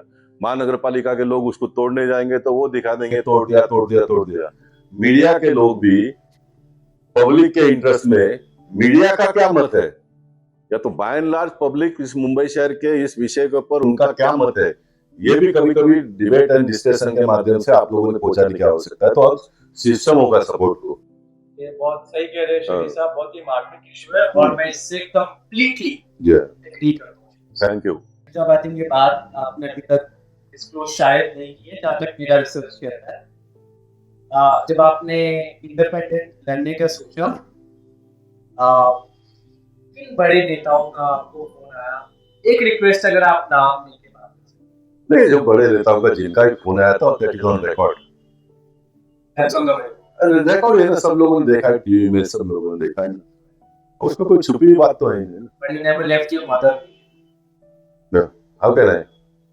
और मैं कोई चुनाव लड़ने के लिए थोड़ा फॉर्म भरा था, मैंने बताया था उन दिनों में जो सिस्टम में कमियां है, खामियां है, उसके खिलाफ में मेरा था। मैं तो चुनाव लड़ना हो तो मैं 2000 टिकट काटा बात कर रहे, तो मैं अभी उसको एक्सेप्ट कर लेता हूँ, मेरा टिकट काटा, मैंने 10 पाप किए इसलिए मेरा टिकट काटा। अब वो 10 पाप कौन से है वो मेरे पार्टी के लोग बतावे, विरोधी पार्टी के लोग बतावे, या तो जिसने टिकट काटा वो बतावे। अगर आप लोग बोलते हो टिकट काटा ही है, मैं कह रहा हूँ कि मैंने टिकट के लिए पहले ही ना कहा था। मैंने 2019 में कहा था कि मैं मुझे फ्री कर दो, और जब मैं कह रहा था तो पार्टी के लोगों ने भी एक मत बनाया तो हो गया। वो टिकट डिक्लेयर करने के पहले मुझे मुंबई भारतीय जनता पार्टी के अध्यक्ष ने बुलाकर आशीष सिराज जी ने पूछा,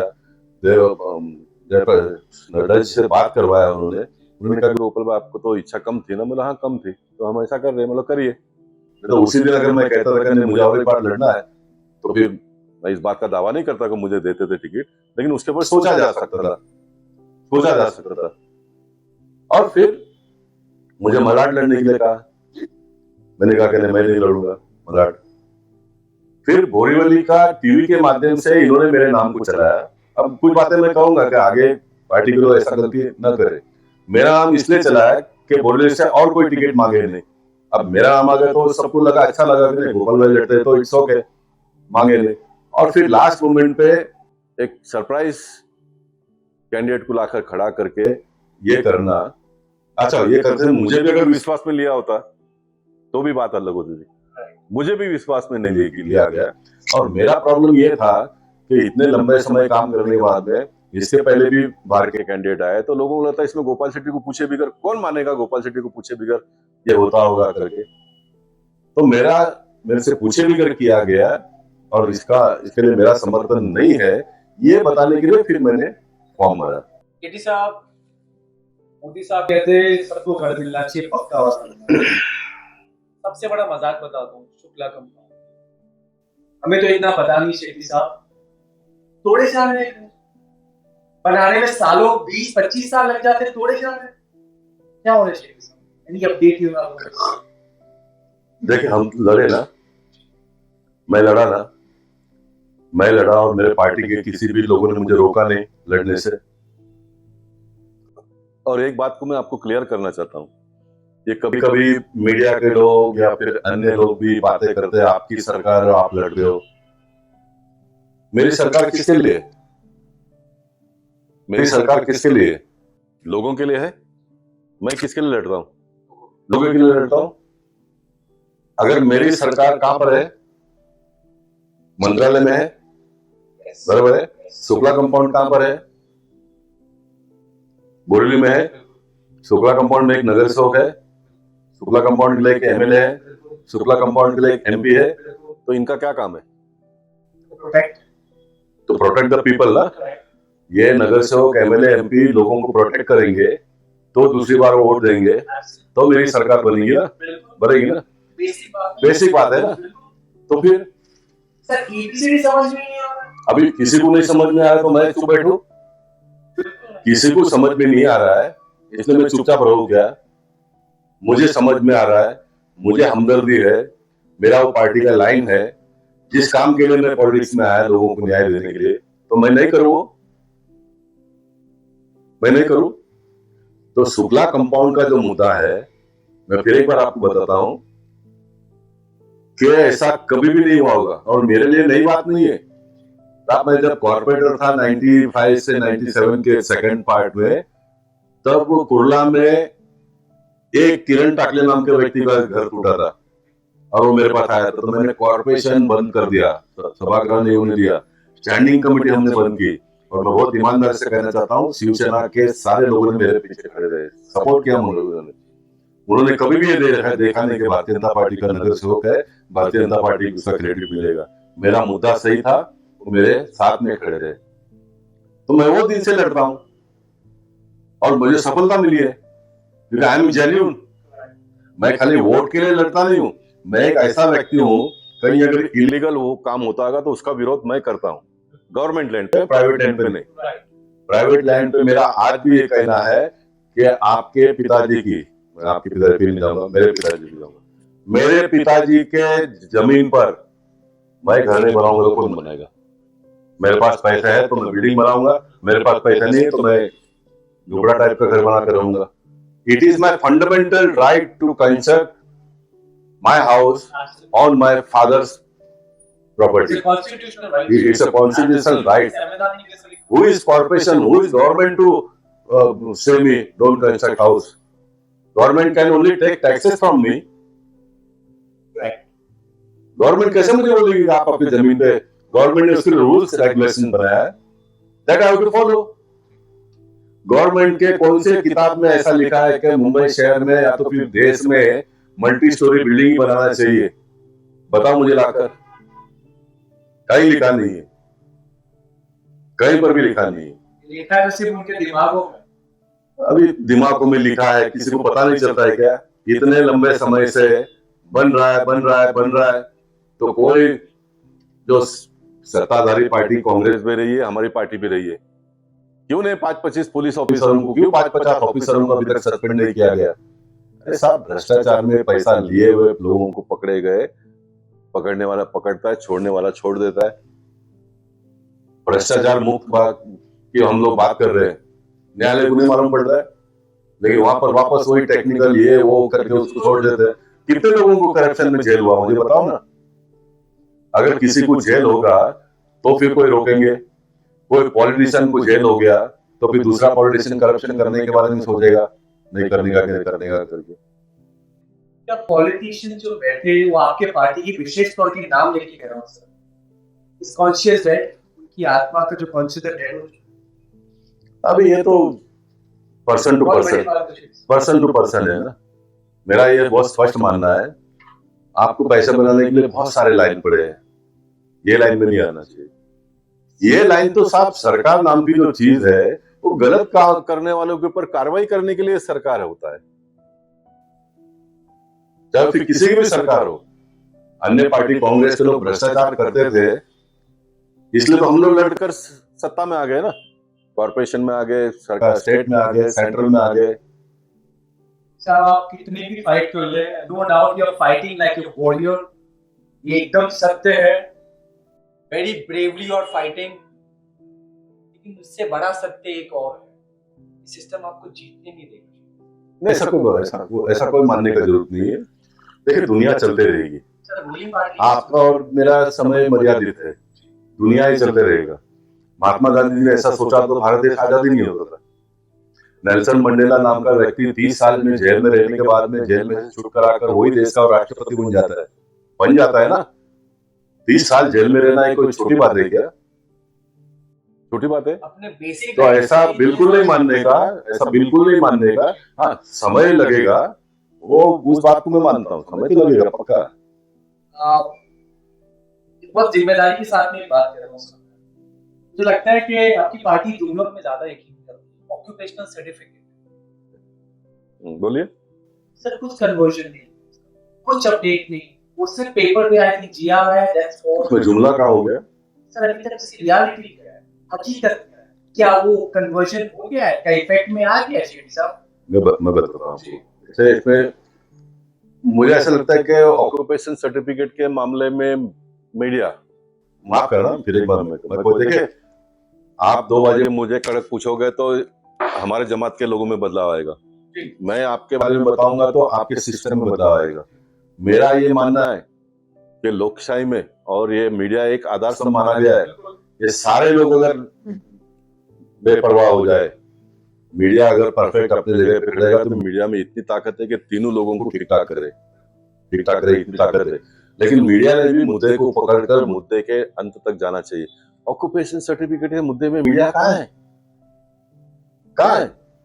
अभी देखो कॉर्पोरेशन में पास होने के बाद में ये मीडिया के लोग लगेंगे बिल्डर को फायदा करने के लिए किया, ये किया, वो किया करके। That is a news. आज हमारे सिस्टम में न्यायिक लोगों को ऑक्यूपेशन सर्टिफिकेट प्राप्त करवा कर दिया, it is not a news. Builder को फायदा करके दिया, इट इज ए न्यूज। ये ऑक्यूपेशन का मसूदा जो अभी तैयार हुआ है उसमें भी बिल्डर को कोई लाभ नहीं है, लोगों को ही लाभ है, कॉर्पोरेशन के तिजोरी में पैसा आने वाला है। आपने जो जुमला की बात कही, ये कोई जुमला नहीं है। ये कॉर्पोरेशन के चुनाव के पहले ऑक्यूपेशन सर्टिफिकेट लोगों को मिल जाता था, लेकिन जो अधिकारियों ने किया, मैं उस बात को मैं भी कबूल करता हूँ। मैं कबूल करता हूँ कि जो पहला जीआर निकला मैं बहुत पीछे पढ़ के निकाला। पीछे पढ़ के निकालने का कारण भी ये था कि वेलिंगटन सोसाइटी के लोगों को बेघर होने की बात आ गई, तो मैंने सोचा इसको जल्दी कर दो। मैं नाम लेकर कहता हूँ, असीम गुप्ता नाम के जो यूडी के सेक्रेटरी थे, उन्होंने मुझे कहा कि गोपाल भाई ये हो जाने दो, 800 फुट तक के लोगों को हम देंगे, ये जीआर में है। तो मुंबई शहर में 1000 फुट वाले को भी ऑक्यूपेशन नहीं है, 1500 फुट वाले को भी नहीं है। मैंने भी अपने मन को मार लिया थोड़ा, मतलब इतना एक बार हो जाने दो, आप जीआर निकालो। जीआर निकलने के बाद में उसमें देखा कि ये सब अच्छा, उन्होंने कमर्शियल को भी निकाल दिया उसमें। 2017 का जो एमएनसी स्कीम का जो पेपर सबमिट है कॉर्पोरेशन में, उसमें कमर्शियल को भी था, अब इसमें से कमर्शियल को निकाल दिया, तो ये अधूरा हो जाता था। फिर हमने कहा कि अभी टाइम पूरा ही होते आ रहा है, कॉर्पोरेशन का चुनाव भी हो गया, तो हम बोले इसको हम रेक्टिफाई करते हैं। फिर मैंने उसको आगे बढ़कर रेक्टिफाई करवा दिया। अब हमने कहा ऑक्यूपेशन टू ऑल, सबको हम ऑक्यूपेशन सर्टिफिकेट देंगे। इस बात को मैं पक्का मान लेता हूँ कि कॉर्पोरेशन के स्टैंडिंग कमेटी में ये भी मैंने बात की, ठीक है कॉर्पोरेशन आपको लाना तो लाइए, लेकिन पहले कॉर्पोरेशन में इसको पास करवा दीजिए, ताकि मुंबई शहर के लोगों को लगे वाह ये बीजेपी है। लेकिन फिर वापस हमको भी अधिकारियों के ऊपर डिपेंड रहना पड़ता है, वापस फिर वो मीटिंग ये वो करते करते अभी पाइपलाइन में है। मैं चाहूंगा कि ये जल्दी से जल्दी हो जाए।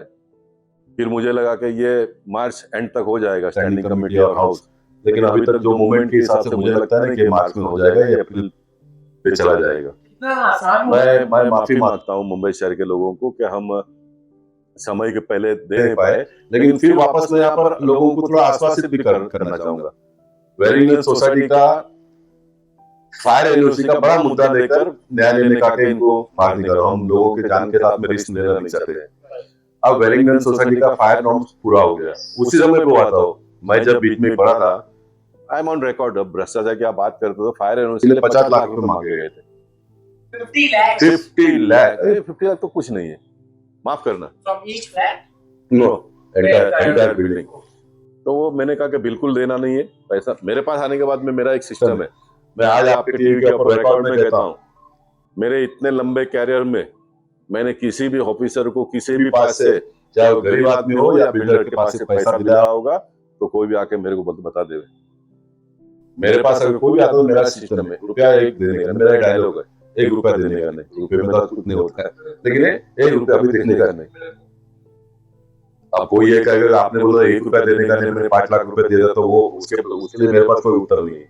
लेकिन मेरा जनरल मुद्दा ये है कि पैसा दिए बिगर मैं आपका काम करके दो, करके दिया है। पीछे उनको भी मैंने कहा था कि पैसा मत दो, मैं आपको एनओसी दिला दूंगा। मैंने एनओसी उनको पहले ही दिला दिया था। लेकिन अच्छी बात यह है कि ये मार्च 19 तारीख को डेट था अपना, ये फरवरी को डेट में अभी बेंच भी बदली हो गया। नए न्यायाधीश ने कह दिया कि इनका फायर कॉम्प्लेंस पूरा हो गया, तो अभी कोई इनको बाहर निकालने की जरूरत नहीं। यानी इनको घर से बाहर निकाला, इसलिए मुंबई शहर में बाकी सारे लोगों के पास ऑक्यूपेशन सर्टिफिकेट नहीं था, तो उनको डर पैदा हो गया, वो हमको भी बाहर निकलना पड़ेगा। तो जिनके पास फायर एनओसी है, वही सारा प्रॉब्लम है, उनको बाहर निकलने की कोई जरूरत नहीं है। लेकिन हम जल्दी से जल्दी आपको ऑक्यूपेशन दिला देंगे, ये मैं कह रहा हूँ, जल्दी से जल्दी दिला देंगे। सरकार बुलेट ट्रेन की योजना बना रही है, और अपने कामों में और अपने जीआर को इम्प्लीमेंट करने में अमित भाई, अमित भाई, मैं भी एक सरकार का पार्ट हूँ। मैं बुलेट ट्रेन से काम कर रहा हूँ ना, कर रहा हूँ कि नहीं कर रहा हूँ? जब आप पे तो संदेह ही नहीं है। बुलेट ट्रेन की आप बात करते हो, सभी बुलेट ट्रेन है कि देश में बुलेट ट्रेन भी है, विरमगम पैसेंजर आज भी चल रहा है ना, स्लो ट्रेन आज भी चल रहा है ना। मैं बुलेट ट्रेन के स्पीड में जा रहा हूँ। मेरे देश के प्रधानमंत्री बुलेट ट्रेन से काम कर रहे हैं, मेरा महाराष्ट्र का मुख्यमंत्री बुलेट ट्रेन के स्पीड में काम कर रहे हैं, बहुत सारे लोग कर रहे हैं, लेकिन उसके साथ साथ थोड़ा स्लो ट्रेन वाले भी है। आप पार्टी को, सरकार को अच्छे से डिफेंड कर रहे हैं। जहाँ डिफेंड करना हो, देखिए जहाँ पर डिफेंड करना है वहां मैं करता हूँ। देखिए मैं कोई इतना बड़ा व्यक्ति नहीं हूँ कि मैं सब लोग गलत है और मैं अकेला सही हूँ ये कहने वाला, मैं बिल्कुल नहीं। मैं तो ये हमेशा कहता हूँ कि मैं इस सिस्टम का एकदम छोटा व्यक्ति हूँ, and it is a fact. मेरा एजुकेशनल बैकग्राउंड, मेरा फैमिली बैकग्राउंड, मेरा पॉलिटिकल बैकग्राउंड, कोई भी बैकग्राउंड, मैं सबसे नीचे आता हूँ। अब मैं काम ज्यादा करके ज्यादा लोकप्रियता हो गया, मेरा कॉन्टेक्ट बढ़ गया लोगों का, ये अपने आप में है।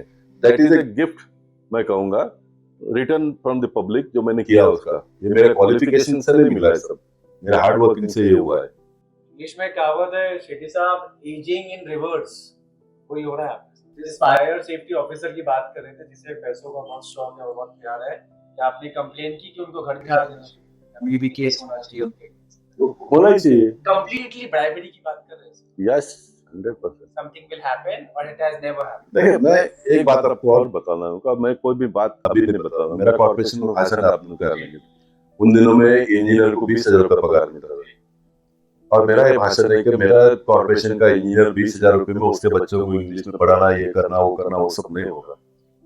तो काम करके बख्शीश की प्रथा तो पहले से चली आई है, बख्शीश की प्रथा पहले से चली आई है। शादी के बाद में आप किसी बुजुर्गों का अगर आशीर्वाद लेते हो तो सिर्फ हाथ ऊपर करके आशीर्वाद नहीं, पैसे भी देते हैं। ये क्या है? बख्शीश है ना। तो बख्शीश लेना के विरोध में मैं कल भी नहीं था, आज भी नहीं हूं और कल भी नहीं रहूंगा, कल भी नहीं रहूंगा।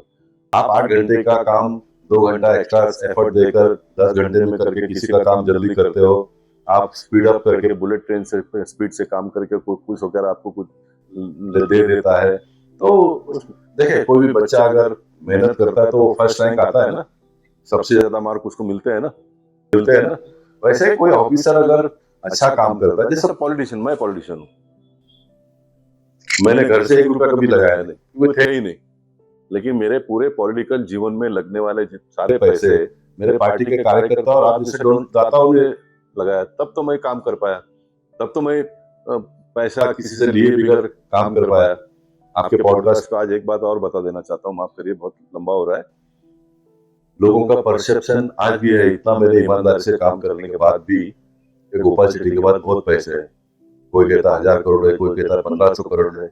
मैं आपके और टीवी पे ऑन रिकॉर्ड कहना चाहता हूँ, जो गवर्नमेंट को मैंने बताया है उससे ज्यादा मेरा कहीं पर भी प्रॉपर्टी होगा तो आप जब्त कर लो, मेरे पास से पेपर डॉक्यूमेंट साइन करवा के ले जाओ। आप पुलिस में कंप्लेंट कर दो, आप गवर्नमेंट को कंप्लेंट कर दो, मेरे सारे प्रॉपर्टी को जब्त कर दो। ये मैंने गवर्नमेंट को लेटर लिखा है, देवेंद्र फडणवीस जी को 1 नहीं 3 बार लेटर लिखा है कि मेरे सारे प्रॉपर्टी को तो जब्त कर दो और मेरे ऊपर कार्रवाई भी कर दो, ताकि जीवन में कोई ऐसा काम नहीं कर पाए आगे। लेकिन लोगों का एक परसेप्शन बना हुआ है, पॉलिटिशियन यानी सारा पैसा ही बनाते हैं। अब क्या करेंगे इसको आप? सही कह रहे हैं शेट्टी साहब, आई होप जो आपने कहा वो एक क्रिटिकल स्टंट नहीं है, वो यार और मैं मेरे पार्टी के एमएलए नगर सेवकों को भी कहूंगा, देखिए जहां पर भी गड़बड़ होते हैं घर का आदमी फूटता है तभी होता है। तो मैं कितना मेरे पास पैसे है ये अगर सबसे ज्यादा किसी को मालूम होगा तो मेरे पार्टी के नगर सेवक को मालूम है, मेरे पार्टी के एमएलए को मालूम है, क्योंकि इनके काम में बीच में गिर के मैंने पैसा बनाया होगा ना, बनाया होगा। तो इनसे भी मैं अपील करता हूँ कि सब भंडा फोड़ करो एक बार भंडा फोड़ सब। साहब एक सवाल शायद थोड़ा हटके है, शायद किसी ने आपसे पूछा नहीं, मैं जरूर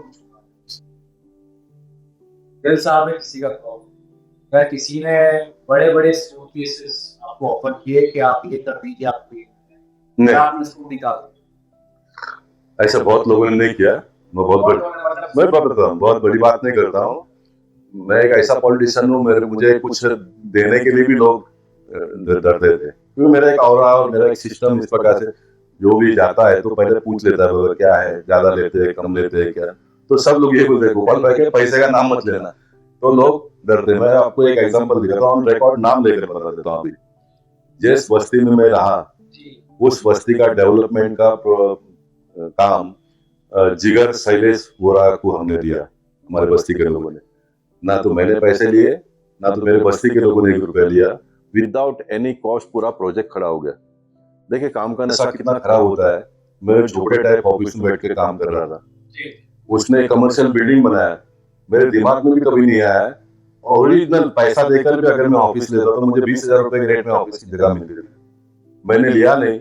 अब मेरा ऑफिस का जगह टूट गया रोड बनने में, मुझे वही शैलेश वोरा के बिल्डिंग में रीसेल वाला 500 फुट का दुकान मेरे बच्चे के लिए लेना पड़ा। 2 लाख रुपया ब्रोकरी देकर मैंने 42,000 के रेट में दुकान लिया।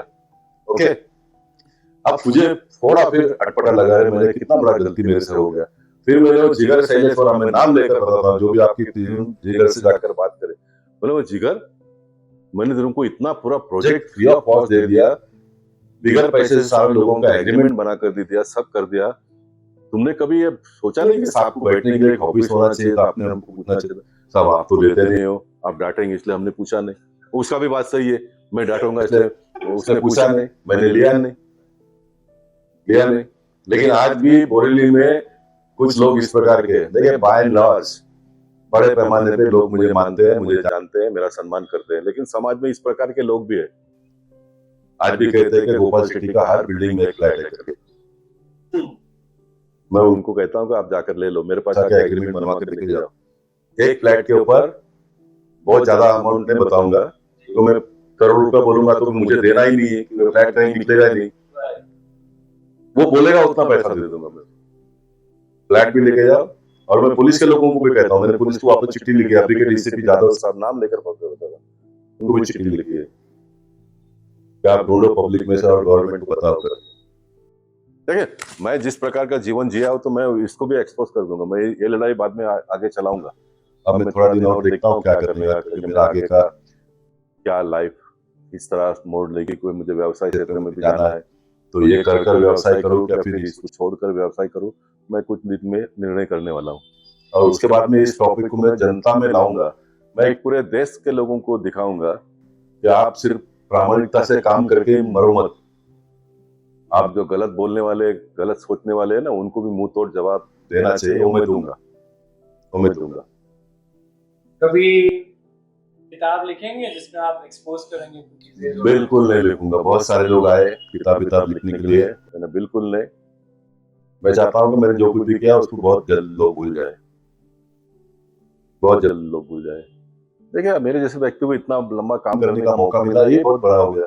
क्या किताब लिखकर मेरे बच्चों को अफसोस करने के लिए मैं लिखूं कि मेरे बाप ने पूरा जीवन इस तरह से गवा दिया करके। आज कितना भी करेगा तो मेरे बच्चे को ये तो लगता है दूसरे पॉलिटिशियन के बच्चे इतना सब मजा कर रहे, इतना पैसा, इतना प्रॉपर्टी है, मेरे पिताजी ने मेरे लिए कुछ भी नहीं किया है, तो आएगा ना उसके मन में, आएगा ना। इसके लिए ना आए, इसलिए मैं कामकाज करके कुछ ना कुछ करने का सोच रहा हूँ। और मैंने इस बात का भी डिक्लेरेशन घोषणा किया है कि मैं जो कमाऊंगा उसमें से कुछ पैसे वापस मैं पब्लिक के लिए करूंगा। जो सामान्य लोग है, गरीब, आज लड़कियों की शादी के लिए हम 50,000 रुपए देते हैं, हमारा जो ट्रस्ट है, मंडल है, लेकिन सीमित एरिया के लोगों को देते हैं। मैं वो पैसा भी उसमें बांटने वाला हूँ। ये मेरा एक सोच है, ये मेरा एक सपना है। ये पूरा नहीं हुआ तो वो भगवान दोषी होंगे, मैं नहीं। मैं करना चाहता हूँ। सारी बातें मैं ऑलवेज हार्ट से बात करूँ, मैं आर्टिफिशियल बातें कभी भी नहीं करता हूँ, आर्टिफिशियल काम नहीं करता हूँ, कुछ नहीं। मेरा जो कुछ भी है वो नेचुरल है, नेचुरल होता है। और इसमें मुझे पार्टी के लोगों ने भी इतना लंबा चलाने का इजाजत दिया, बहुत लंबा। एक आखिरी कमेंट देके राष्ट्रीय और पावरफुल पॉडकास्ट को कंप्लीट करूंगा कि कहीं ना कहीं पार्टी ने आपके अनुभव, आपकी इच्छा शक्ति पूरा फायदा ऐसा कहना बहुत सही नहीं होगा। पार्टी ने उठाया, पार्टी ने मुझे काम करने का मौका भी दिया, इसलिए तो आज उत्तर मुंबई में सबसे ज्यादा कॉर्पोरेटर है, उत्तर मुंबई में सबसे ज्यादा एमएलए है, उत्तर मुंबई का एमपी है। ये पार्टी ने मौका दिया, मैंने किया, मेरे बहुत सारे लोग मिलकर किया, इसलिए तो आज पार्टी हमारी ये स्थिति पे आज पहुंची है ना, तो ऐसा कैसा हम कह सकते हैं पार्टी। अब हर व्यक्ति देखे, आपके घर में किसी व्यक्ति का 60वें साल में मृत्यु हो गया तो भी आप रोते हो, रोना ही चाहिए। लेकिन आपके घर में कोई व्यक्ति 100 साल जीकर भी उसका मृत्यु हो गया तो भी आप रोते हो।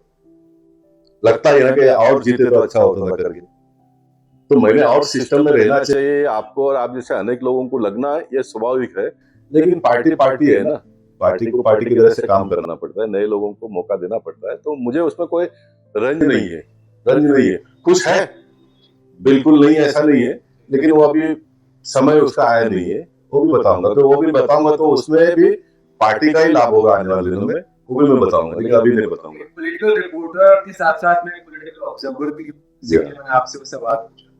एक आखिरी चीज जो आपके दिल के बहुत ज्यादा करीब है, जो व्यक्ति आपका आज इंटरव्यू ले रहा है, 32 साल हो गए, मैं और मेरे पिता अभी भी मेहनत कर रहे हैं, अभी भी एक अफोर्डेबल हाउस, वो 1 BHK है या 1 RK बड़ी बड़ी जैसी तक प्राप्त नहीं होता। मैं लोगों की बात क्या होती ना आएगा जब सरकार इस चीज पे ठोस कदम उठाएगी। सरकार उठाएगी, और मेरे पास स्कीम भी है, मेरे पास आइडिया भी है, बहुत रीजनेबल रेट में मैं लोगों को घर दे पाऊंगा इसी मुंबई शहर में, इसी कानून में। सब अरे क्या मैं आपको बताऊं, मैं आपको क्या बताऊं। एक मुद्दा मेरा मन का, जिसके लिए मैं बहुत संघर्ष किया, आज भी कर रहा हूँ। नेशनलाइज्ड बैंक में से आपको 9% में पैसा मिलता है। NBFC नाम की एक व्यवस्था हम सब लोगों ने मिलकर खड़ी की है। वो बैंक में से 9% में पैसा लेकर आपके पास 12%, 15%, 20% तक देता है। Why don't you trust your own people? देश के प्रधानमंत्री कहते हैं कि सबका साथ, सबका विकास, सबका प्रयास और सबका विश्वास, उन्होंने रास्त में बताया। तो ये प्राइम मिनिस्टर के लिए नहीं है, ये प्राइम मिनिस्टर ने किसको कहा है? सब जितने भी सिस्टम के लोग हैं, बैंक से लेकर न्यायालय से लेकर सबके लिए ये मंत्र है। विश्वास आपको रखना पड़ेगा लोगों के ऊपर। आप क्यों नहीं विश्वास रखते हो? कहां भागेगा? और आप पैसे कहां लगा रहे हो?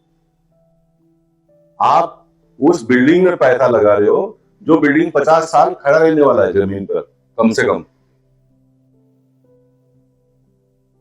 तो उसमें आपको रिजनेबल रेट में पैसा लगाने में, इंटरेस्ट देने में, आफ्टर ये हमारे देश के नागरिक है, वो इस बिल्डिंग में रहकर इस शहर के लिए काम करेंगे, इस देश के लिए काम करेंगे। आप यहाँ पर कमर्शियल एंगल लगाओगे तो लोग आप जैसे कि व्यक्ति को घर कहां से मिलेगा? मुझे बताओ ना आप। आज इस मुंबई शहर के मराठी नेता लोग भी कुछ मुद्दे को लेकर, भाषा को लेकर लड़ते हैं, लेकिन इस मुंबई शहर के मराठी नेताओं ने, वो मराठी गरीब आदमी जो आज 300 फुट के घर में रहता है, उसका बच्चा बड़ा होने के बाद में वो भी एक अच्छा घर में रह पावे, इस प्रकार की कोई लड़ाई लड़ रहे हैं क्या? इस प्रकार का कानून बनाने का कोई व्यवस्था कर रहे हैं क्या? नहीं कर रहे। अब ये जो 300 फुट में रहने वाला मराठी आदमी, वो अपने बच्चों को एक 300 फुट का घर आज लेना है तो कम से कम 80 लाख रुपए उसको चाहिए। वो 20,000 25,000 रुपए के पगार में ये 80 लाख रुपए कहां से लाएगा? कहां लाएगा वो? तो साहब, आपको एक व्यवस्था बनानी पड़ेगी। वो 10-20 लाख रुपए लगाता है तो बाकी का सारा पैसा उसको बैंक ने देना चाहिए, और बैंक ने उसको बहुत कम ब्याज से पैसा देना पड़ेगा, उसको कम इंटरेस्ट लगाना पड़ेगा, तो वो टिक पाएगा। और उसको लॉन्ग टर्म पे देना पड़ेगा। ये बिल्डिंग की अगर आयु 50 साल की तो 50 साल के हिसाब से उसको पैसा देना पड़ेगा। तो वो जो 20-25 हजार रुपए कमाता है उसमें से अपना घर दार बनाकर, थोड़ा इधर उधर हाथ पांव मारकर 12-14 घंटा काम कर के वो जी पाएगा आराम से। नहीं तो बैंक का इंटरेस्ट में डूब जाएगा, तो फिर वो घर बेचेगा और फिर वापस कहीं जाकर झोपड़ा बनाएगा। वो मैंने आपसे सवाल पूछा पार्टी, आपके एक्सपीरियंस और टेक्निकल एबिलिटी जो आप में है, चीजों को सिंपल करने की नहीं समझती, इसका एक कारण क्या सरकार को नहीं समझ जो आपने कहा बहुत सही आता है। मैं आपको बताऊं, देखिए मैं देवेंद्र जी को बहुत नजदीक से देखा हूँ काम करते समय। ये व्यवस्था, ये सिस्टम इतना ब्रॉड, इतना बड़ा है ना, आप चाहते हुए भी नहीं कर सकते। अभी आपको क्या लगता है कि मैं जितना करता हूँ उससे मैं समाधान हूँ क्या? मैं नहीं हूँ, आप हो, लेकिन मैं नहीं हूँ। वैसे महाराष्ट्र के मुख्यमंत्री के दिमाग में भी बहुत सारे मुद्दे, ये जो कोस्टल रोड ये वो जब बन रहा है, ये कितने मीटिंग्स ये वो सारे करने पड़ते हैं। मेरा ये मानना है कि मेरे जैसे जो बाकी सारे लोग हैं उन्होंने इस पे ज्यादा काम करना चाहिए, लेकिन अभी सबका एक सिस्टम डेवलप हो गया। मैं तो अभी जीत गया हूँ और 5 साल के बाद मैं ही जीतने वाला हूँ। मैं मानता हूँ कि आप जीतने के लिए मत काम करो, आप लोगों के प्रॉब्लम को सॉल्व करने के लिए काम करो, सॉल्व करने के लिए काम करो। ये जिस दिन लोगों के समझ में आ जाएगा ना, वो दिन खत्म हो जाएगा। आज मैं इतना संघर्ष करता हूँ, भागता हूँ, दौड़ता हूँ, झगड़ा करता हूँ, जल्दी हो, तो उसका पीछे का कारण ही है कि ये हो, मेरे एक मन में एक भूख है कि मल्टीपल मैं ये भी करूँ, वो भी करूँ, वो भी करूँ। ये बाकी किसी में नहीं है ऐसा मैं नहीं कहना चाहता हूँ, है हो सकता है मेरे से भी ज्यादा किसी में होगा, लेकिन सभी में होना चाहिए, तो फिर आसानी से लोगों को न्याय मिलेगा। आज इस सुप्रीम समाचार का विवाद जरूर आपसे वादा करता है कि आपकी पहल, आपकी मेहनत और आपकी विजन और इच्छा शक्ति से अफोर्डेबल हाउसिंग हो जाता है। अगर मैं घर ले लेता करता पूरत जरूर, पक्का पक्का। सर एक और मार्मिक इशू सब्जेक्ट, तकरीबन 3 दशक हो गए सर, वन विभाग के लोगों के घर का कोई स्टेटस नहीं। Any course of action you have for them? ये मार्मिक विषय नहीं, आप अलग ढंग से मुझे चुभा रहे हो और आपकी वेदना भी सही है, ऐसा मैं कहता हूँ। ये बहुत गंभीर मुद्दा है। घर टूट के आज 27 साल हाईकोर्ट सुप्रीम कोर्ट का जजमेंट आने के बाद में लोगों को घर न मिलना, उसके बाद में बने हुए झोपड़पट्टी वालों को घर मिल गया और इनको न मिलना एक बहुत गंभीर मामला है, ऐसा मैं मानता हूं। अभी नहीं मिलने के पीछे भी बहुत सारे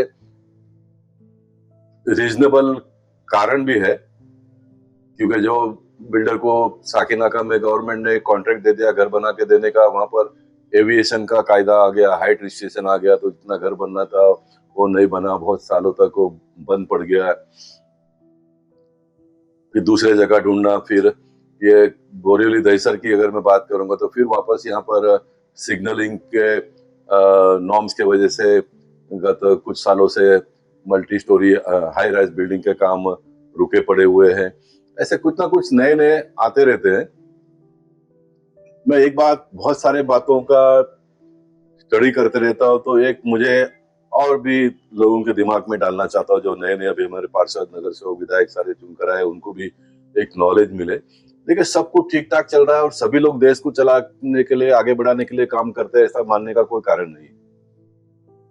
हमारे सिस्टम में भी कुछ इस प्रकार के लोग हैं। फॉर एग्जाम्पल बिल्डर लॉबी का अगर मैं बात करूं, तो कुछ बिल्डर लॉबी जो बड़े बड़े काम शुरू करते हैं, ये लोग अपना पूरा परमिशन पास करवा लेते हैं, जो मैं एज्यूम करता हूं, आई मे बी रॉन्ग ऑल्सो।